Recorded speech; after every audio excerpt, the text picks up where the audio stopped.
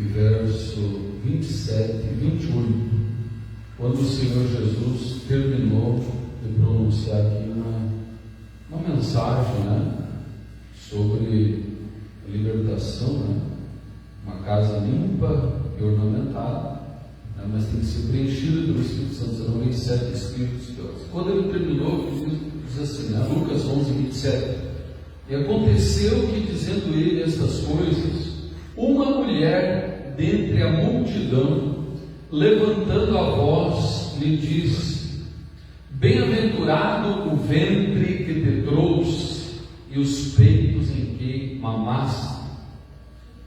Versículo 28. Mas ele disse: antes, bem-aventurados os que ouvem a palavra de Deus e aguardam. Amém? Então veja que Jesus terminou, né, um sermão com muita sabedoria, né? Terminou de pregar ali, então eu nem tinha terminado, né? Estava ainda pregando, até que depois ele continuou falando aqui, louvado seja Deus, dizendo, né, uma mensagem tremenda, que ele diz, por exemplo, pedi, dar-se-vos-á, buscai, achareis, batei, abrir-se-vos-á. Jesus estava ensinando, né? Louvado seja Deus.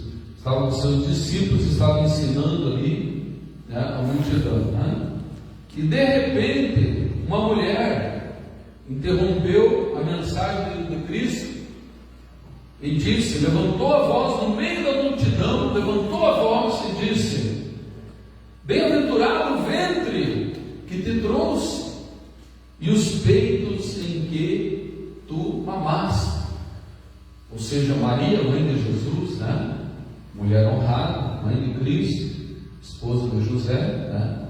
Mas olha a resposta de Jesus, irmão. Nós temos que atentar para a palavra. Por que muitos hoje estão enganados, né? A resposta de Jesus, Lucas 11, 28. Mas ele disse: antes, bem-aventurados os que ouvem a palavra de Deus e aguardam.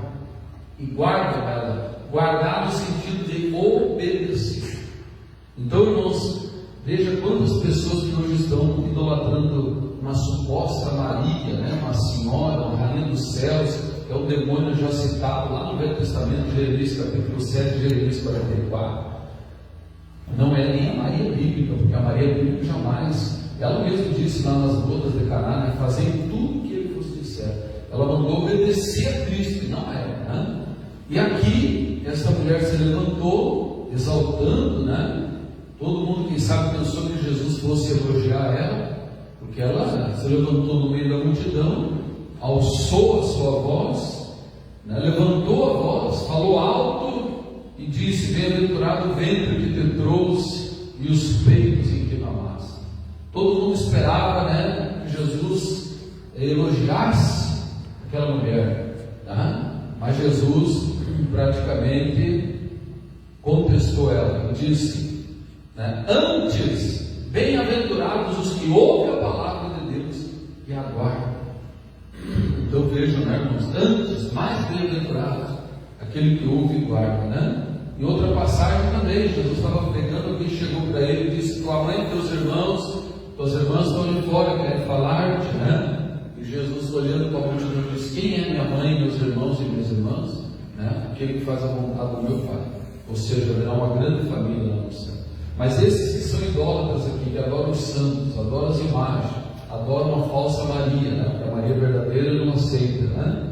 Ele vai dar uma confusão quando chegar no inferno, porque eles vão cobrar dos sacerdotes, né, da seita romana que ensinou eles, que ensinou mentiras, que ensinou sobre o purgatório. Não existe o purgatório. Jesus falou do céu e do inferno, 2 caminhos, não 3, 2 destinos, não 3. Então irmãos, vai dar uma confusão, uma acusação, mas ninguém volta mais depois que partir, né? Então o tempo de tu ouvir essa palavra é agora, e agradecer por alguém estar pregando a verdade, né? Porque muitos mentirosos, pregadores com aparência de santidade, mas pregando mentira, ensinando heresias, ensinando lorotas, coisas que contrariam a palavra do Senhor. A Bíblia diz que o sacerdote deve ser marido de uma só mulher, criar os seus filhos em disciplina, em sujeição, apto, né? Não dado ao vinho, não espancador, hospitaleiro, tá? Então não é o que está por aí, está tudo ao contrário. Não se engane, busque a Deus enquanto é tempo, né? Louvado seja Deus. Lá em Atos diz que Deus, não levando em conta os tempos da ignorância, manda que todos se arrependam, abandonem a idolatria, abandonem os pecados, né? Porque a idolatria é o principal pecado, já começa estragando o relacionamento com Deus. A Bíblia diz que quem adora a imagem, faz a imagem, odeia a Deus, né? Então veja, irmãos, que já começa tudo errado, né? Não tem como dar certo, você já começa errado. Portanto, né, é o principal pecado que mais condena o ser humano, né? Isaías também vem nos falar aqui em 45, Isaías 45, louvado seja Deus, versículos, né?